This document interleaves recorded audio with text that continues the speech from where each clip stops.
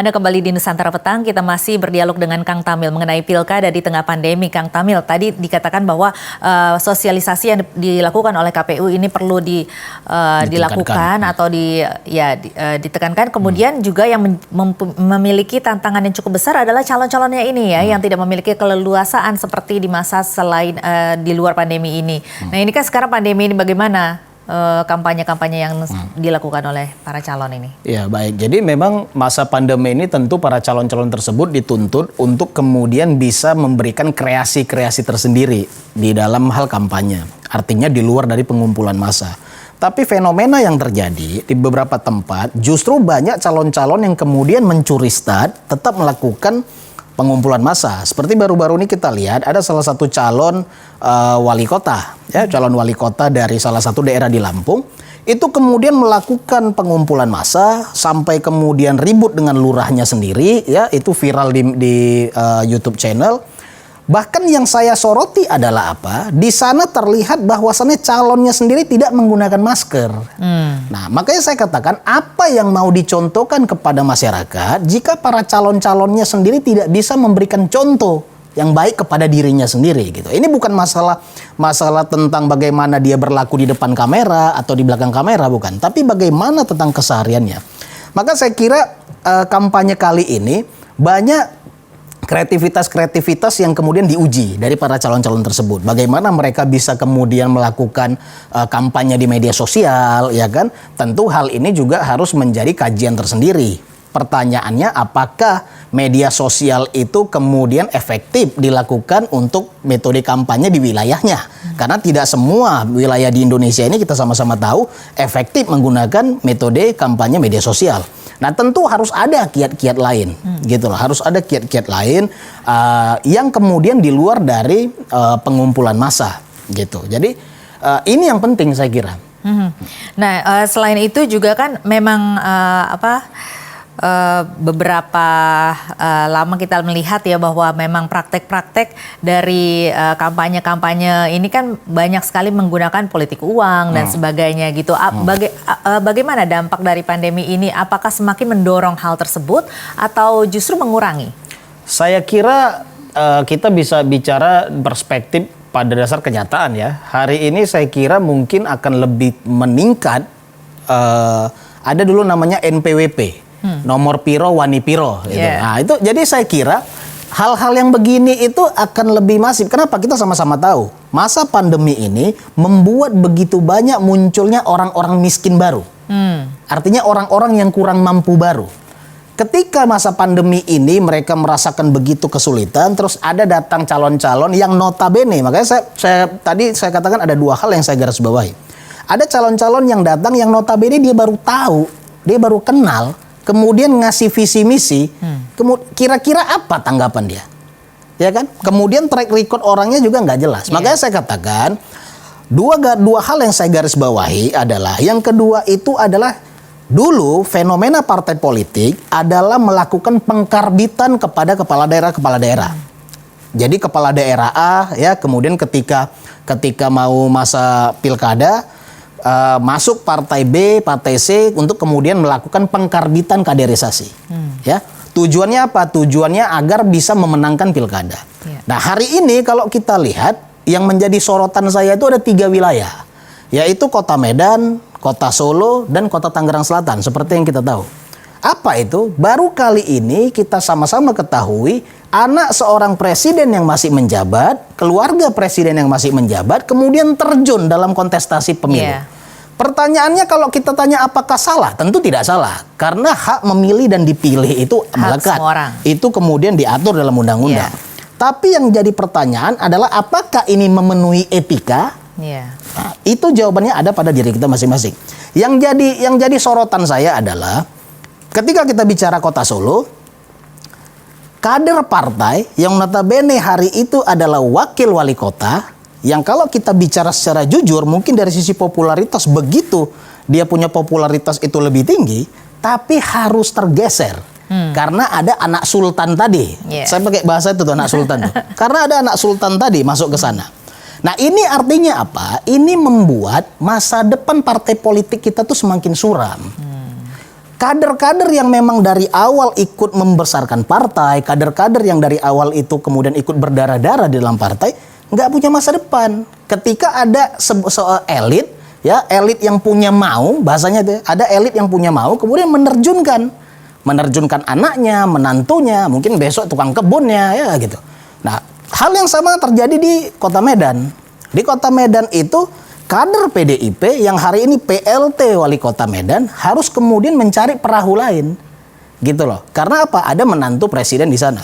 Yang saya garis bawahi, ini bukan masalah ini anak presiden atau menantu presiden. Bukan. Jadi saya mau klarifikasi juga. Saya beberapa kali wawancara, poin saya bukan karena ini anak atau menantu presiden. Poinnya adalah mereka-mereka ini bukan kader partai.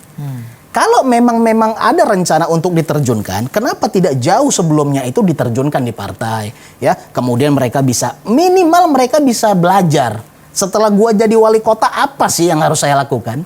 Gitu loh. Yeah. Setelah saya kemudian makanya saya garis bawahi juga statement Bu Mega kemarin pada saat memberikan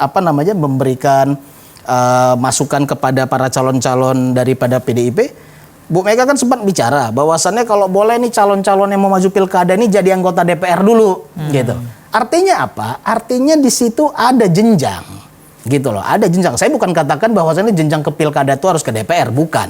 Tapi paling tidak jenjang melalui partai politik itu penting, gitu. Jenjang melalui partai politik itu penting. Nah, kaitannya kemudian apa? Kaitannya ketika mereka itu tidak masuk di dalam partai politik, ujuk-ujuk kemudian dikarbit di partai politik. Hasilnya juga ke masyarakat nonton loh.